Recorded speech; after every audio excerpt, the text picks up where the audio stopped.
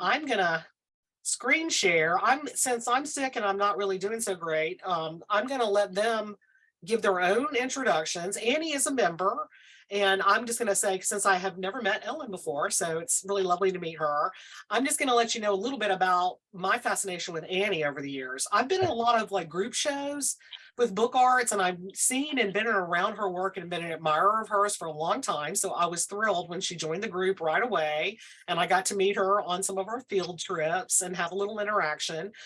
So I'm just real excited that she's here today to present her work. And as someone mentioned, you can just really get a good feel for her work by looking right behind her head. Love the aesthetics, always felt a real compelling kind of connection to her art. So I'm especially excited to have her bring her project to us. So let me screen share and get us going here. Okay, so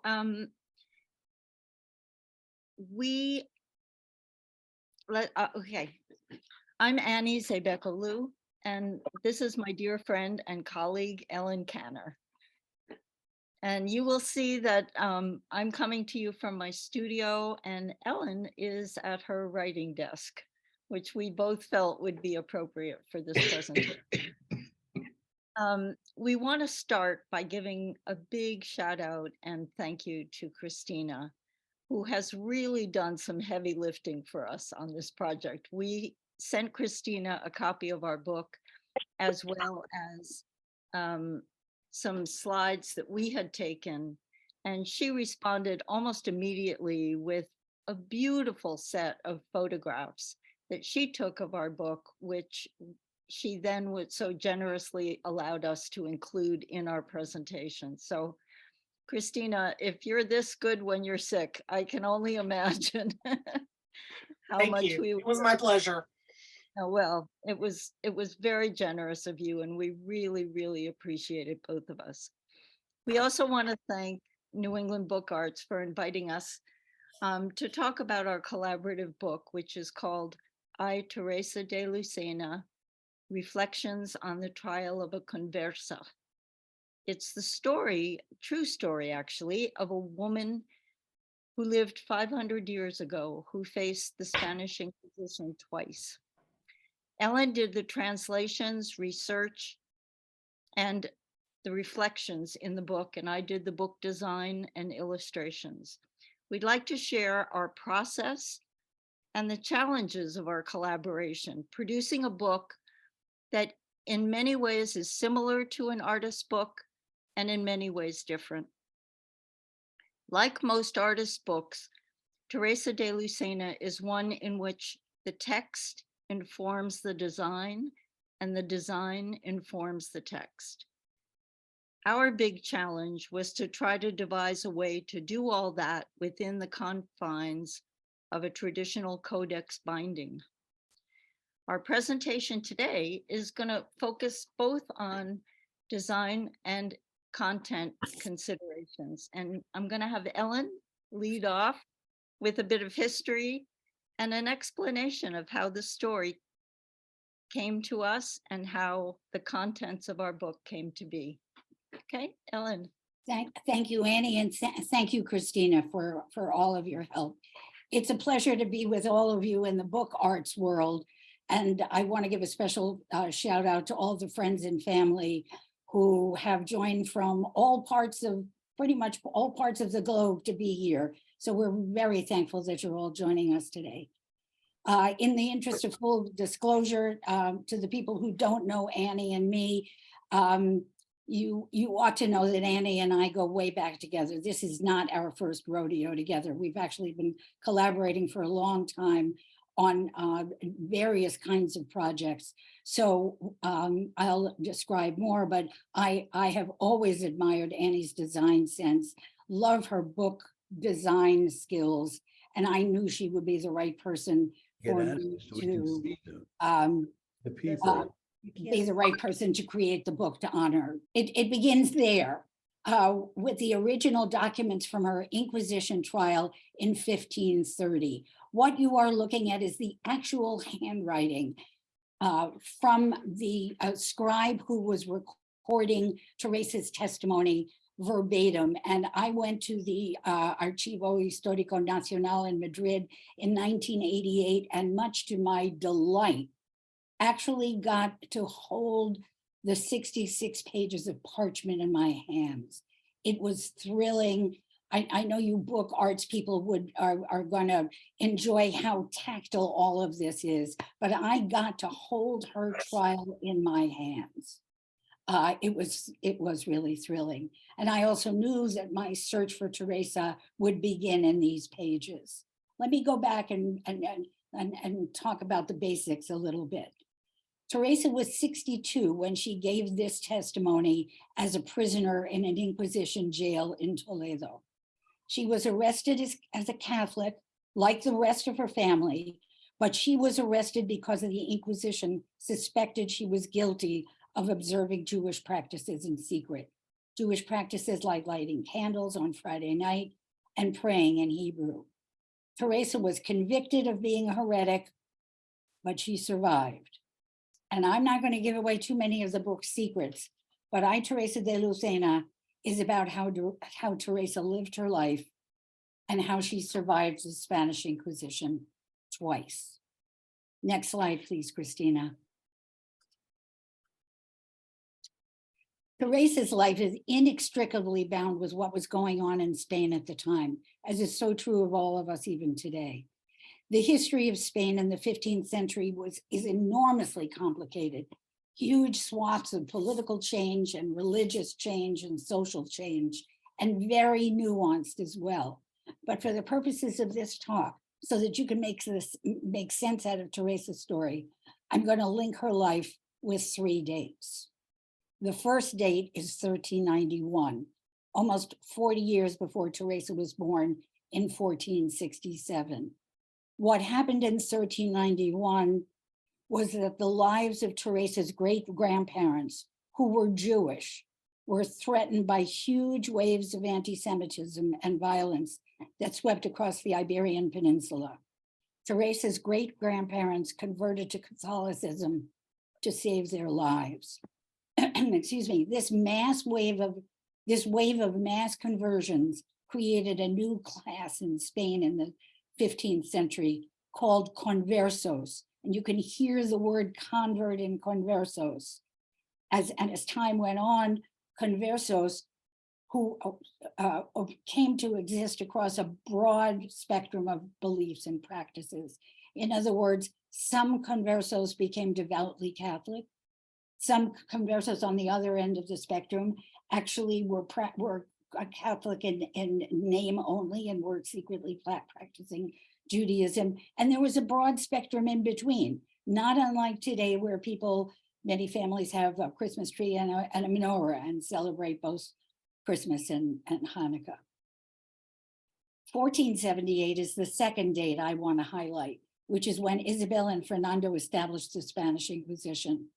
This was not the first Inquisition by any stretch in Europe, but they created the Spanish Inquisition so that the church could root out those conversos, there's that word again, so those conversos that they suspected were outwardly Christian, but practicing Judaism in secret so they could identify them and root them out.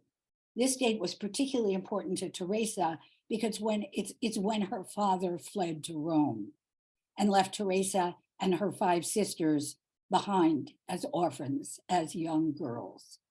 To you book artists in the audience, this is going to have a great resonance because the reason Teresa's father went into exile is because he would have been suspected in the eyes of the Inquisition because he was one of the first people to print Hebrew books in movable type in the Iberian Peninsula. Wow. The last and most famous date in 1492 is when Fernando and Isabel conquered Granada, the last Muslim stronghold in southern Spain after 781 years. Fernando and Isabel decided to consolidate the power of their kingdoms and create a new Spanish nation under the banner of Christianity. They called themselves Los Reyes Católicos, the Catholic kings. As a consequence of this policy, all the non-Catholics in their kingdoms, including Jews and Muslims, were forced either to convert to Christianity or to go into exile. This created a massive dislocation, even more massive than the 100 years before when Teresa's great-grandparents were forced to convert. By some accounts, hundreds of thousands of Jews flowed to Portugal, Morocco, Turkey, and around the Mediterranean. And these are the people who were the ancestors of the people we now know in today's world as the Sephardic Jews. In Teresa's life, these dislocations had very real consequences. By the time she was 12, she had lived in 7 homes in 5 cities, and her beloved sister Leonor went into exile in Portugal, along with a great many of her other family members. Teresa, however, was very strong-willed, and she refused to leave Toledo. Next slide, please. For a variety of reasons, the stories of the conversos who were tried by the Inquisition, who fled to the New World and around the globe, have only recently begun to come into public view, maybe in the last 50 or 60 years. I am part of that movement.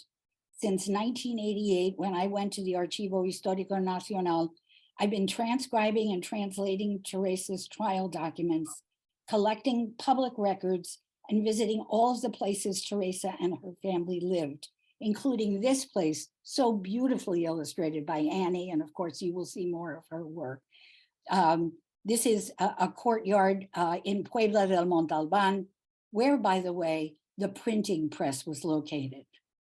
Fast forward to 2018, when I arrive at Annie's studio with what we call the proverbial suitcase full of material. I knew I could trust Annie to create something beautiful and accessible with all the material I had gathered over the last 30 years. And now here's Annie to describe how we did it. Okay, when Ellen arrived in my studio at the end of 2018, she basically handed me 2 tasks. The first one was to unpack the suitcase. The second was to help her to keep a promise that she had made to Teresa almost 40 years before, to honor her with a book that was both beautiful and accessible.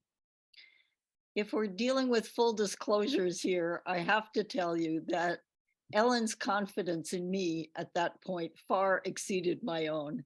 As I started unpacking the suitcase, there was revealed material that Ellen had amassed over 35 years in no particular order. It included translations of 500-year-old documents that included the trial of Teresa, included evidence presented at her trial, witness testimonies, correspondence that Teresa had had, historical research, cultural and religious research, not to mention photographs that she had taken as she retraced Teresa's life and checked all the places where Teresa had lived. And finally, notes on over 100 people that had been mentioned in Teresa's dossier. For me, this was like opening up a 1,000-piece jigsaw puzzle with no picture on the cover of the box. In order to partner with Ellen in telling Teresa's story, I realized that I had to have my own relationship with the materials. And to unravel the story of this simple but extraordinary woman who had been both a practicing Catholic and a practicing Jew in a very turbulent time, a very dangerous time that was really fraught with intolerance, accusations, secrecy, and betrayal. As I began reading and sorting through the materials that Ellen had so generously entrusted to me, I began what has been a years-long learning curve. What has also grown is a passion that I share with Ellen to honor Teresa, and a growing sense of what a privilege it would be to contribute to telling her story. Thank you, Annie. I'll jump in here as we do. You'll catch us cutting each other, finishing each other's sentences. That's what happens after 4 or 5 years of this work. What happened was that Annie and I met for a year, and you'll see more of where we met. We met in her studio. And after about a year, I decided that I needed to take myself off to Northampton, which is one of my favorite places in the world, and give myself what I thought of as an artist's retreat, a place away from day-to-day phone ringing, to see if I couldn't dedicate myself to actually writing in earnest. What I started to write were thematic essays, things that had to do with Queen Esther and Conversas, or the role of women in preserving Converso culture, all wonderful big themes. And I was having a wonderful time doing it, and invited Annie to come and visit me in Northampton. And we we took a couple of walks, and we talked some more, and we decided that we really needed to form the book around 2 principles. One was keep it simple, and the other was put the focus on Teresa. And so what that required me to do was, and it took me the summer of 2020 to do it. And yes, there is a pandemic story in this, but we're not going to talk about that now. But I spent the summer of 2020 retranslating Teresa's trial testimony so that we could have Teresa speak in her own voice. Now, what does that mean? It means that in the way that Teresa's trial testimony was recorded by the scribes, and this is verbatim trial testimony now, they would say, for example, this is what it would sound like. The witness was asked where she was born, and the witness answered that she was born in her parents' house in Toledo. Well, the accent is mine, but that's awfully boring. So what I did in the summer of 2020 was I went back and I put it all in the first person. And here's what it sounds like now. Where were you born? In my parents' house in Toledo. More direct, more dramatic, a much more primary experience with the text. And once we decided to do that, everything else, more or less, started to fall into place. Okay, so we also decided at this point in time that it was time to introduce some important design decisions in our efforts to try to make this story both beautiful and accessible. Can I have the next slide, please, Christina? Mhm. Yeah, thank you. Teresa faced the Inquisition for the first time when she was 17 years old. She voluntarily testified that she had been observing Jewish practices in secret. She vowed to be faithful to the church, and she was reconciled at that time without penalty or punishment. Some 14 years later, when she was 62, Teresa de Lucena was served with a warrant for her arrest, charging her with heresy for continuing to practice Judaism in secret. The opening image, which is of the gate to the cloister where Teresa was tried, needed to be both intimidating and foreboding. Can I have the next slide, please? This spread will introduce you to the design format that I introduced, because we were very cautious in knowing that this was a very complicated and nuanced story. It was easy to get lost in it. It was easy to be overwhelmed by all of the details. So I introduced several different features which we thought would help the reader. On the left side of this spread, you'll see an icon, which you will recognize again on the cover of the book when we show it to you. This icon was developed from an old Spanish tile pattern from the time, and it's used in the book to represent the trial days. In other words, when you are going to be reading trial testimony, in fact, that's what the chapter begins with, is this icon. Underneath the icon, we give a very brief little preview of what you're going to see in that chapter.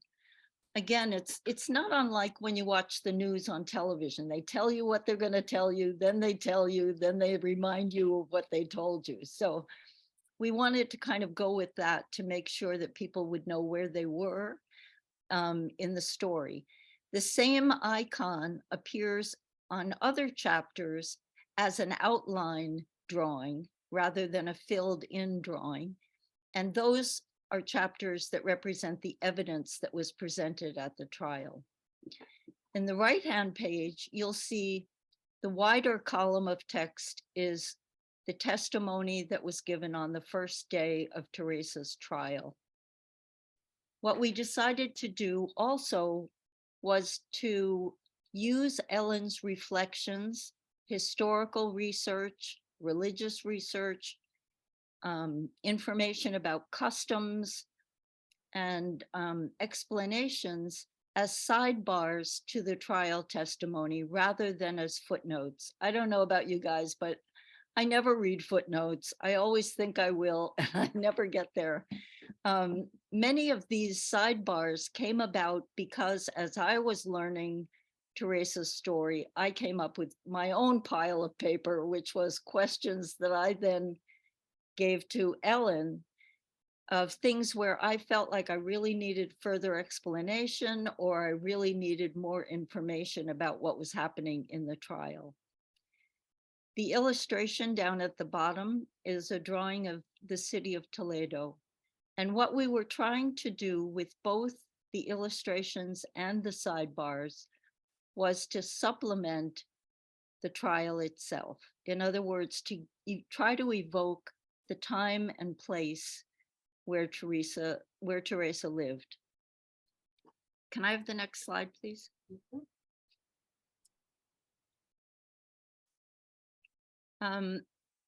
This is a drawing of Santa Maria la Blanca. It's a church in Toledo. And just as I was what Ellen calls her first reader and editor, she was my first art critic. This drawing of Santa Maria la Blanca is a perfect example. Ellen had been in that space, I had not. She provided me with 8 or 10 photographs of the interior of Santa Maria la Blanca. And as I was working on the drawing, she would say things like, no, the columns are too tall, they need to be shorter, or the relief on the walls is much softer looking than the capitals of the columns.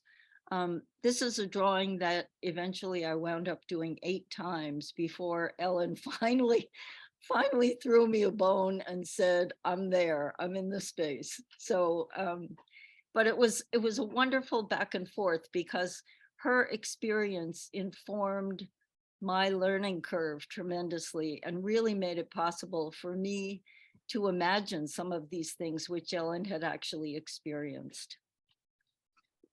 Can I have the next slide, please? Oh, by the way, before you change, can you go back just 1 second, Christina? Sorry. Yeah.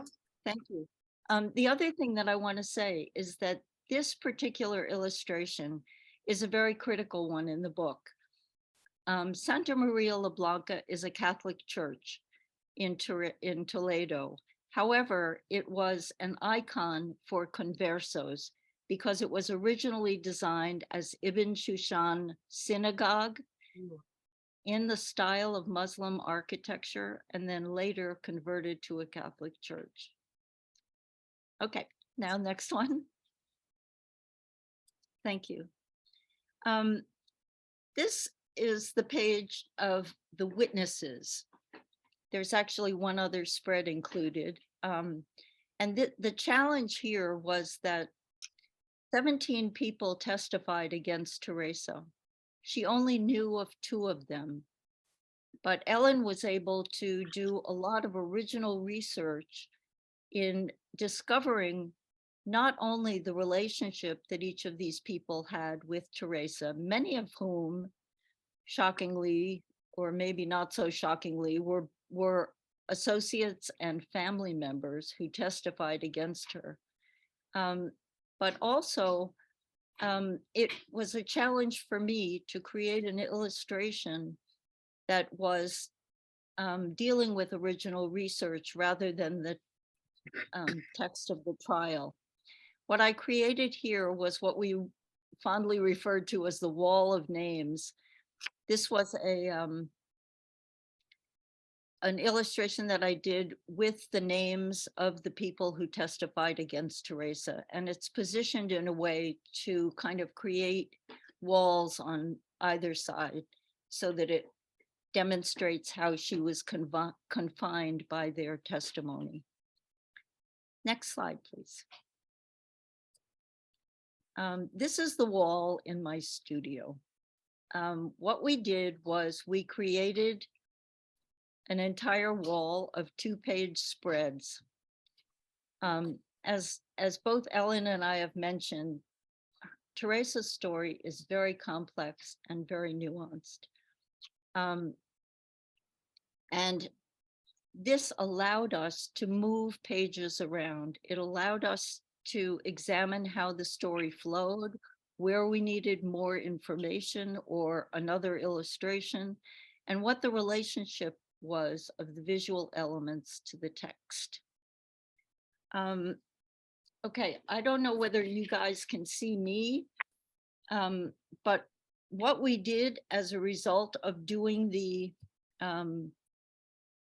spreads on the wall was that we created this, which was a complete mock-up of our book before we had talked to anyone about the possibility of publishing it.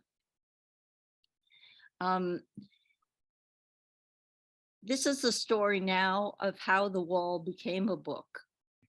We brought this complete mock-up to a wonderful publisher who had been recommended to us by friends and classmates, called Modern Memoirs, which is located out in Amherst, Massachusetts.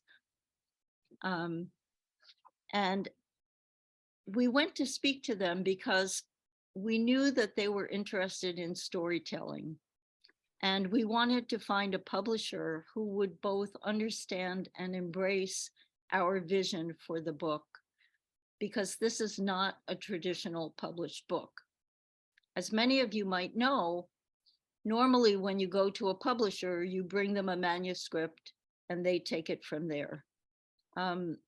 We had something very different in mind. Can I have the next slide, please? We wanted to produce a soft cover book, but we also wanted it to have French flaps. Those are the fold-in portions of the cover, which you normally see on a book jacket. We wanted the cover itself to have those flaps. What they do technically is that they protect the open edge of the book. And we wanted to do that both literally and figuratively. We wanted to provide additional protection for Teresa. The other thing that happened is that we needed to find a publisher who would be willing to develop with us a custom template that would accommodate the format of the book as it had been designed. The other thing that happened was that we discovered, as the book was being translated into InDesign, that the font, which we had cherished, I must say, at least I did, in the beginning, that we had used to develop the book to start with, which was Palatino, a very beautiful font, which in its italic looks particularly feminine, I think. And that was something that we really liked the idea of. What happened when we started putting this into InDesign is that we realized that Palatino italic, which is what we would have used for the sidebars are set in italic type, was not going to be very readable at the scale that we wanted to use it, at the font size that we needed to use it. And at the suggestion of Modern Memoirs, we changed the font to something called Study, which had its own appeal because it's a hand-carved, very old font, but which is also much more legible and would make the information much more accessible to the reader. The next thing they needed to do for us was to process our information and process the illustrations. Finally, we needed to have found a publisher who was willing to allow us to supervise the design. Every decision that Ellen and I took about this book was belabored. I can tell you, we threw our hearts into this project, and because of that, we wanted what we wanted, and consequently, we were ready to go as far afield as we needed to find somebody who would do this for us. We were so lucky to find people who, on the very first day that we met with them, the director, Megan, grabbed this crazy mock-up and held it to her chest and said, "Oh my God, this is an archivist's dream." We knew we had found the right home for Teresa. Can I have the next slide, please? This is the cover of the book. The image that's on the cover, first of all, you'll recognize the icon that is the indication of the trial days for Teresa. The image behind it is a letter which Teresa's sister, Leonor, had written to her from Portugal. There was a very dear correspondence between the two of them, and I reproduced the letter in two different sizes to indicate that exchange between the sisters. This letter is critical also because it was used as evidence against Teresa. Her sister had been convicted of heresy in absentia, and Teresa was convicted, among other things, of communicating with a heretic. In printing this letter in two different sizes, what we wanted to do was two things. We wanted to evoke the conversation between the two, and by extension, we hope it also reflects the give and take of our collaboration, Ellen's and mine. We want to thank you guys all for joining us today. This is so cool. We were both extremely grateful for this opportunity and so appreciate the interest and support that so many of our friends and family have shown to us. Finally, I just want to add a personal thank you to Ellen for inviting me on this incredible journey.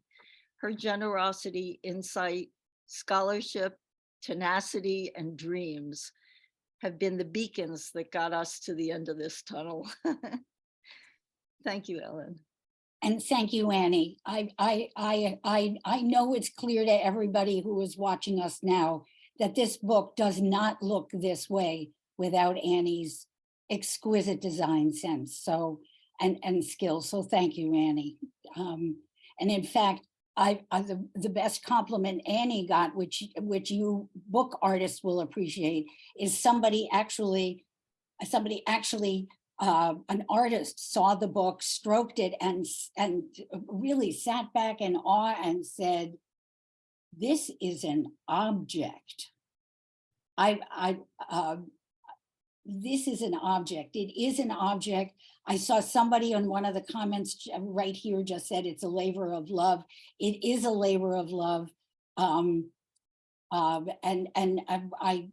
can't thank Annie enough. I can't thank all of there are so many people who are listening to us right now who have been along on this journey. Thank you all. We hope it's been an honor for Teresa, and it's certainly been an honor to us. So thank you. If you give us the last slide, as they used to say on Car Talk, remember the click and clack the tab in the shameless commerce department. Here is the connection, the link for you to purchase a copy of the book. It's at the bottom of your screen. Levelers Press, for your information, is the printer who actually is doing a very good job of distributing the book. Or for those of you who might want to, we're going to do Q&A now, so there'll be plenty of time for questions. But for those of you who would like to communicate with us, Teresa has, of course, she has a Gmail account. You can address any comments or questions to Teresa de Lucena at gmail.com. Wow, she has a Gmail account. Yeah, she was really ahead of her time. Anyway, yes. Annie and I want to thank you, Christina, and the NEBA audience and their dear friends and family for giving us the opportunity to tell our story, which is really Teresa's story. So, and now becomes all of our story. So thank you. And Christina, we're happy for you to lead the Q&A, however you'd like to do it. Thank you. Well, I'm just going to say that when you said the person was stroking the cover and saying this is like an object, not just a book, the cover is very compelling. And I'm not sure what exactly the technique is on that printing surface that they use. This is a soft bound edition, but it has this really unique feel to the cover. I can address that, Christina. Yeah. Yeah, it's what the printer described to us. We requested a matte laminate on the cover, and that's basically the only thing that would differentiate it from another soft cover book. Most books are done with a gloss laminate, and what we were trying to do was achieve something where the images of the letter would almost kind of recede behind the title. You kind of give you the feeling that you're almost like looking into a reflective surface or something. Yeah, it's very compelling, and the flaps are fantastic. You don't see that on softbound books ever, hardly. And the idea that it's incorporated in the cover instead of as a jacket. Yeah, there were a lot of different elements that I just felt like the book really feels good in your hands, and the compellingness of the story and getting to hear about Teresa's story is just really nice. Obviously it's I'm a fan. Yeah. Thank you. Christina actually has a copy, and thank you for that, Christina. No problem. Thank you for sending me the copy. And, yeah. Let's see. Let's get out of our share for a minute and let's let everybody join in the conversation. Let's see if we have some questions here. You feel free to unmute yourself and join us in the dialogue. So when did you two first meet is my first question. We were classmates in college. Oh, wow. Okay, great. Have you stayed in touch continuously all that time, or? No, we actually didn't know each other very well in college. We actually started working together. Ellen, you can talk about this because Ellen has chaired a number of reunions for our class. Oh, wow. Shout out to all of the people who are online right now. I chaired our 25th reunion, and Annie was recommended as somebody who had some great design skills. And then for our 50th reunion, which I co-chaired with somebody who was on this call right now, Paula Barker Duffy, we went to Annie as our go-to. And so Annie and I, in addition to this this book, which I must admit looks very nice in your slides, Christina, thank you, have designed some very interesting swag. So we go back, we've done a variety of things together. Great. Let's see, we have Gail Hansen. Was this book on display at the PBD Essex Museum? No, I mistook that for something that had some similarity to that was done on a Salem witch trial. Wow, interesting. No, the subject, the subject matter resonates, but no, we just published this. This just came out in September, and we've been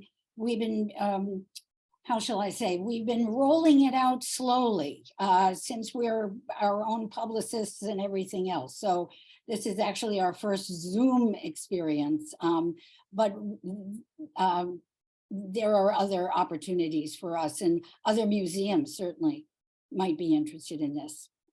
Great.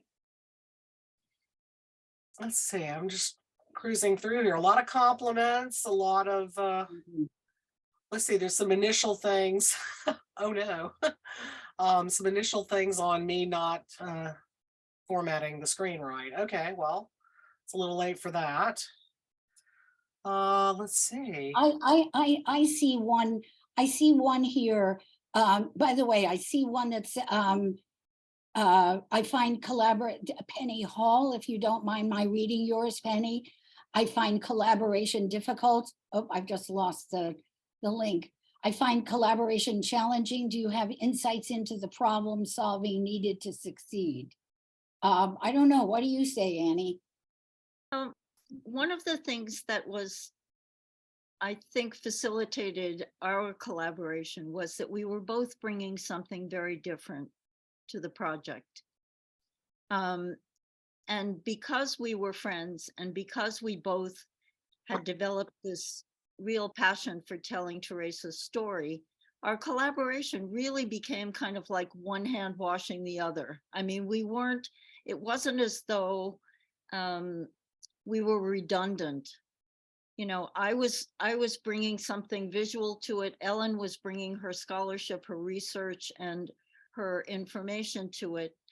And as a result, we were also very focused on something that we kept reminding ourselves of every time we got in our own way, which was, we're doing this for Teresa.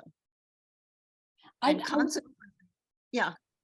Go ahead. I'd like to add one other piece of the collaboration, what made it work. Annie should not sell herself short on what a good writer she is.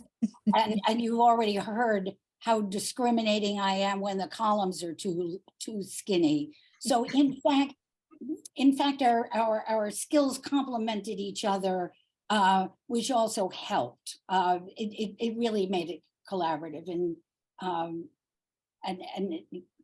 in the service of Teresa. I will also say that one of the things that was really important was that we really set a schedule for ourselves, in that Ellen and I met every Monday for 6 to 8 hours for 4 years to do this book. You know, even during the pandemic, we would meet at my studio, sit at opposite ends of a long table with masks on, and work.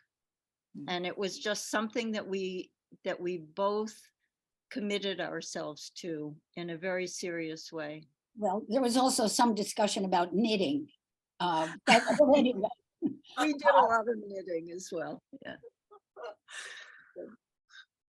Yeah, collaborations are very personally oriented, so I guess they vary enormously depending on the individuals that are part of the collaboration. Yeah. It's always good to hear how other people do it though. Yeah. Awesome. Other questions? Let's see. I'm not saying, how did you find the story originally? How much longer do we have on Zoom?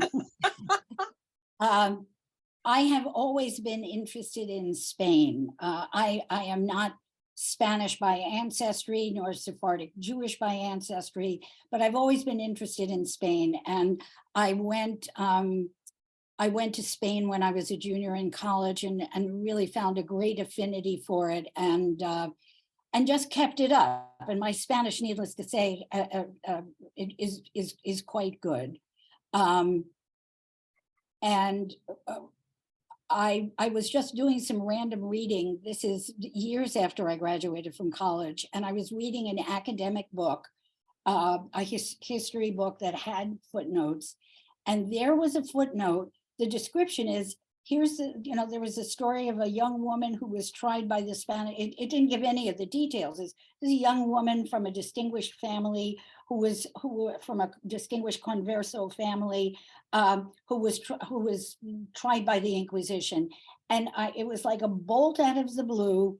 I looked down at the footnote, and it was the description. It was the locator numbers for where her trial was in the National Archives. I'm in Pittsfield, Massachusetts, so I'm not, I just saw the footnote, in other words, and I said, I bet there's a story there with the intensity of, and about 3 or 4 years later, I went to Madrid. And this nice lady librarian brought me a very old box with a very old ribbon, and I untied it. And there in the box was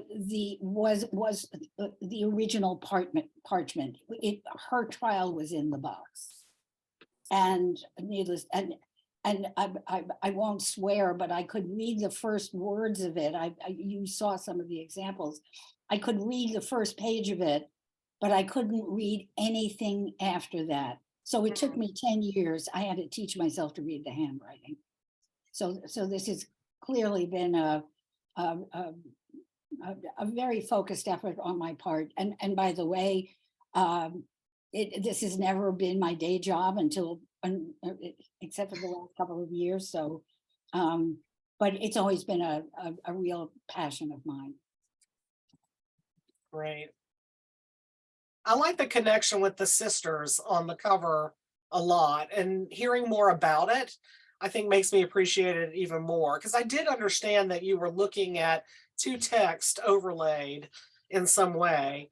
But the idea that like they could use her sister against her, I think is interesting in and of itself. Yeah.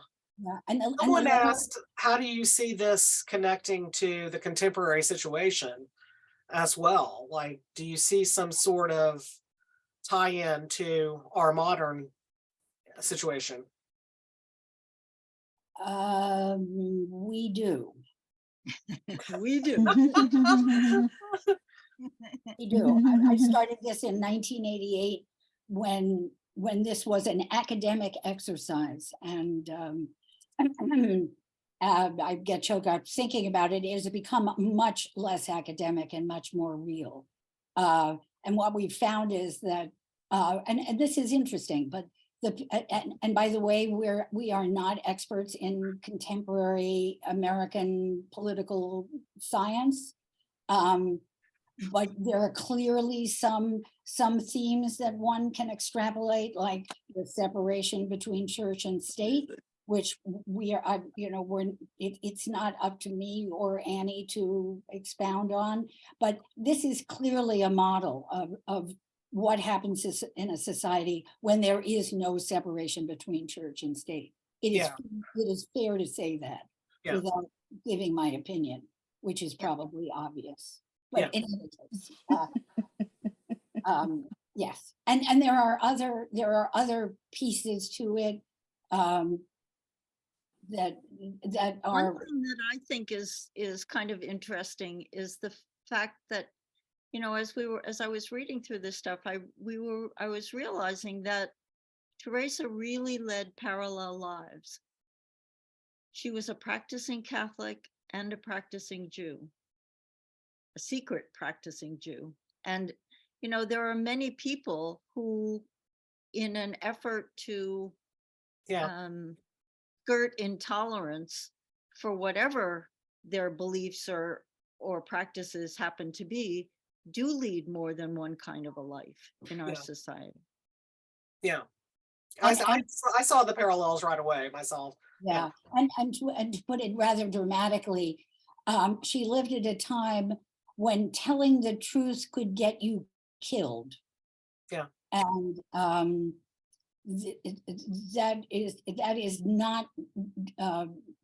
not so different from circumstances around the world. Oh, So, really? yeah.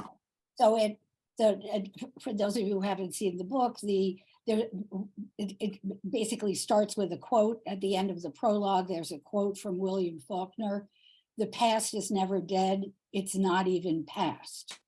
I And think in our digital that's world, sort of- that's especially true. that informed us. Yeah. Uh, Excellent. So we have, let's see, we have, hi, Annie. What did you model your illustrations on? I believe you said mostly the photography that Ellen had taken. Is that correct? Yeah, Ellen provided me with a whole slew of photographs that she had taken. Right. Fortunately, multiple views of most of the Yeah. images, from which I could extract what we then determined was sort of the critical part of that particular, or why that place was important, or why a particular view lent itself to something that would really support what was being Right. related in the trial at that time. Yeah. But also, I mean, for example, there are, one of the illustrations is of the pots that were typically on a kitchen shelf in Spain at that time. There's another illustration where where two young men who had worked for Teresa's father when he was operating his printing press near Toledo, in which I created a kind of printer's stamp, which has Hebrew letters on it. The top row reads STR in Hebrew. The second line reads TRS, the same letters, but in a different order. Yeah. The letters in the top row would have been used to represent the name of Esther, Queen Esther, heroine of the Jews, because she helped free the Jews by acknowledging that she was a Jew. And then the second version, TRS, represents Teresa's name. The other thing which Ellen pointed out to me also is that those three Hebrew characters are also used in the root word for hidden. Oh, that's an interesting Very connection. interesting. too. and as a spoiler, there is no spoiler here. We will just tell you, do you suppose we would have considered putting a couple of hidden things in the book? We might have. There's a chance. Yeah. Oh, Okay, you guys are okay. great. I'll have to give it another look. Yeah. Speaking of spoilers, Stephanie has asked, what was her sentence after the trial, or should we just read the book?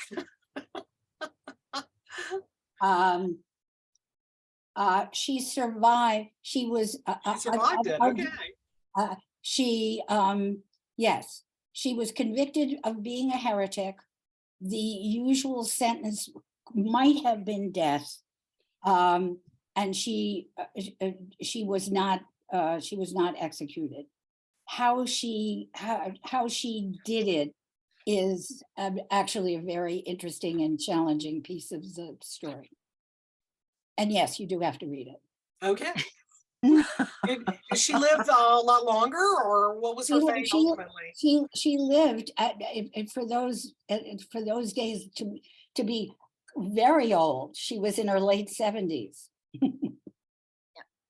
Well, good And for her. So is she the only person that has survived too? No. The majority of people were not executed. Okay. Yeah. Wow. But how she did it is very interesting. And Fascinating. another interesting fact is that there were people who testified against Teresa even after she died. Hmm. They were persistent, weren't they? Yeah. Oh, yeah. Wow. Amazing.